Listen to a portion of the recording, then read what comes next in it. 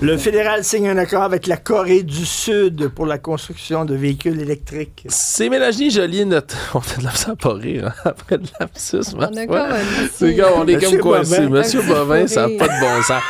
OK, 3, 4. Oui, on a signé un accord du côté du gouvernement fédéral. Ça a été annoncé tantôt par Mélanie Joly, notre ministre de l'Industrie, avec les Sud-Coréens pour un accord de prospérité économique et de résilience des chaînes d'approvisionnement. Ça mange quoi en hiver, tout ça? Bien, en gros, ce serait pour améliorer l'industrie automobile coréenne au Canada, de venir produire plus de véhicules ici, entre autres des véhicules électriques. Donc, on voit qu'il y a une ouverture, là, surtout dans le marché asiatique, du côté du gouvernement canadien, pour essayer de diversifier nos partenariats. En 2024, pour vous donner une idée, 12% de toutes les voitures vendues au Canada étaient d'origine sud-coréenne, justement. Alors, Doug Ford va être en crise. J'ai hâte de voir la réaction de Doug Ford. Là-dedans, on parle de beaucoup de véhicules électriques, entre autres. Le salaire du gouverneur général augmente. Ben ça, je suis content. Ben oui. Parce qu'elle a fait une bonne job, je trouve. Ben oui. Puis après toutes ces sorties, toutes les entrevues qu'elle accorde dans les médias, toutes les choses qu'elle a changées, la défense de la souveraineté canadienne face aux États-Unis. Que dire de sa maîtrise du français? Que dire de sa maîtrise du français, des cours à... Vous comprenez évidemment qu'on fait des blagues. Mary Simon vient de voir sa 5e augmentation de salaire de suite parce que, oui, elle a droit à une augmentation salariale par année. 15 800 $ de plus qu'elle faisait l'an passé. Son salaire de base est donc rendu de 393 800 $ par année. Et ça compte pas, bien évidemment, son budget de dépenses vestimentaires de 130 000 tomates sur 5 ans, sans compter ses services de nettoyage à sec payés, sans compter les frais de déplacement, sans compter les frais de bouffe en termes de déplacement, sans compter les avantages comme la résidence officielle qui est payée par les contribuables également. Sachez qu'en 2019, elle gagnait 302 800 et là, on est rendu à 393 800. Donc, d'ici l'an prochain, elle devrait avoir gagné 100 000 de salaire de plus sur quelques années depuis qu'elle est là. Heureusement. 100 000 par année de plus? Mais non, depuis 2019, elle est à 302 000, on est rendu à 393 000.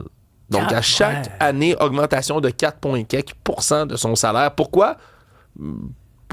Parce qu'elle est plus compétitive que les autres gouverneurs généraux.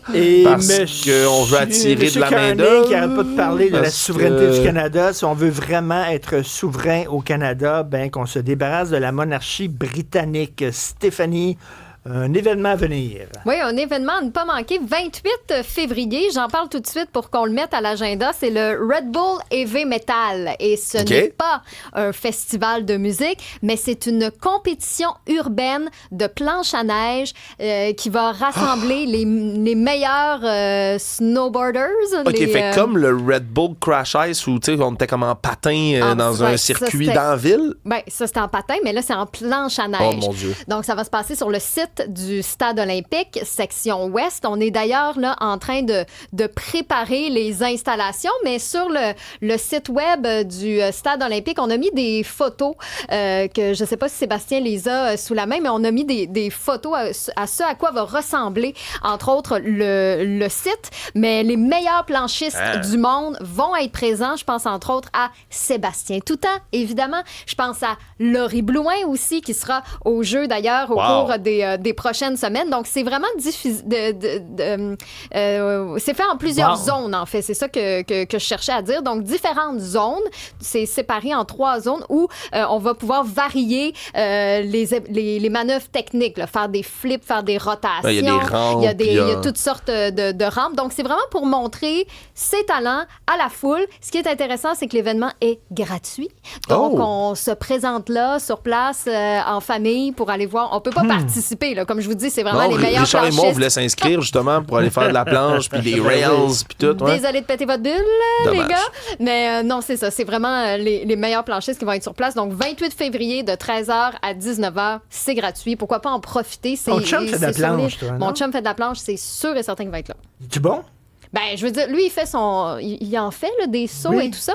Et d'ailleurs, il s'est brisé le genou avec ça. Là. Ouais, oui, c'est déchiré le ménisque, il s'est déchiré le croisé antérieur. Fait que, tu sais, comme là, disons qu'il a ralenti un peu la cadence, mais quand t'es passionné de ça, ils sont inarrêtables. Ben, il prendra ses béquilles puis ira voir les autres. D'ailleurs, un événement qui porte le nom de notre invité précédent, M. Sébastien Boule.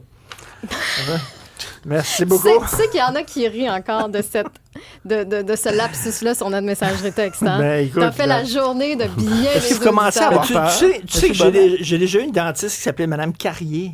Ah, ben Pour vrai, ça. c'est concept. C'est un aptonyme. Ouais. Antoine Robitaille, très près au bout là-dessus. Moi, là. j'adore toutes ces choses. Un plongeur qui s'appelle Plouf. Ben oui, etc., fil électrique pour un électricien, tu sais, fil. En tout cas. pour d'autres bonnes blagues du genre, allez sur le site et l'application cube.ca. Est-ce que vous commencez à avoir peur, M. Bott?